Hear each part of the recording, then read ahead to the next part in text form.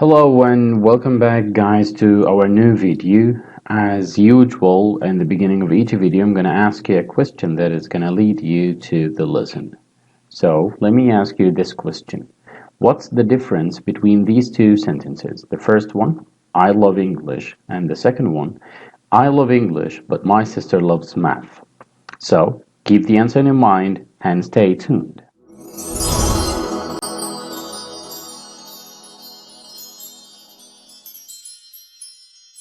Welcome back. If this is your first time to watch our channel, that means you didn't subscribe to the channel. You can go now, click subscribe and hit the bell so you don't miss any of our new videos. Okay, now let's get back to the question. The difference between these two sentences, I love English and I love English but my sister loves math. If you notice that this sentence is a simple sentence and this sentence is a compound one. Now the question, what is the simple sentence and what is the compound sentence and how can we know them? This is what we're going to talk about in this video. First of all, the first thing we need to talk about is the sentence types. What are the kinds or the types of the sentences? Of course, the first one we have is the simple sentence, then we have the compound one, then the complex, and finally the compound complex. In our video today, we're going to talk about the simple and the compound one. The complex and the compound complex, we're going to talk about them later in a coming video. Okay, now let's start. What are the basic elements in every simple sentence? Actually, the basic elements in every simple sentence, two things. Number one is the subject and number two is the predicate. And if you forgot about the subject and the predicate, there is a video that will appear now on the top of the screen that can teach you or remind you about the subject and the predicate, simple and complete one. So as an example for the subject, we have here Mary, and as an example for the predicate, we have here plays tennis. So when we say Mary plays tennis, so that means that this is a simple sentence. It has only one subject, simple means one. I said before that the word simple in grammar means one. The simple sentence has one subject and one predicate. It doesn't have more than that. It has only one subject and one predicate. Okay, we went to San Juan. We went to San Juan. As we is the subject and went to San Juan is a predicate, we have only one subject, one predicate, so this is a simple sentence. Now, let's learn about the compound sentence. What is the compound sentence? The compound sentence has more than one part that can stand alone. What's the meaning of stand alone? A stand alone is a simple sentence. The simple sentence can stand alone. It can stand by itself. It doesn't need any help from anything to make it complete one. So the sentences that can stand alone, we can call them simple sentence, or we can call them independent clause. It's the same thing. All simple sentences are independent clauses. Okay? Independent clause, which is the simple sentence, are connected by a coordinating conjunction or a semicolon. We're going to learn about the coordinating conjunctions now, and the semicolon is the last part of the video. So now let's learn about the coordinating conjunctions.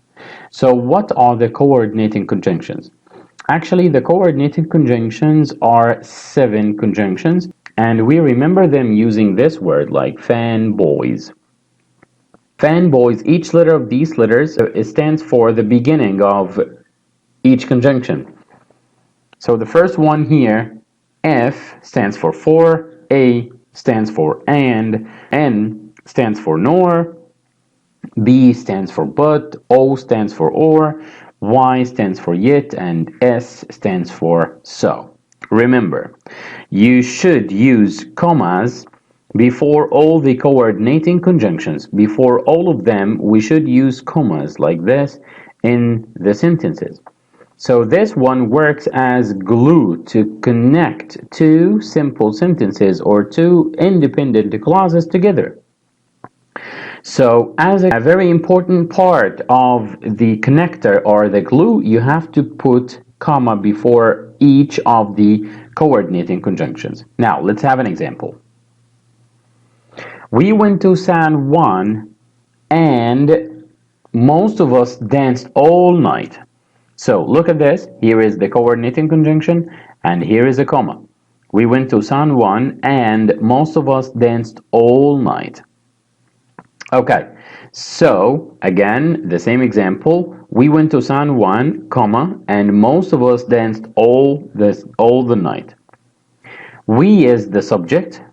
Went to San Juan, predicate. So this one up here is a simple sentence alone. It's a simple sentence, or we call it independent clause number one. Most of us is the subject. It's one subject. Danced all night. This is the predicate. It's one predicate. So this is also, we call it another simple sentence without and. Okay, we call it another simple sentence or another independent clause two.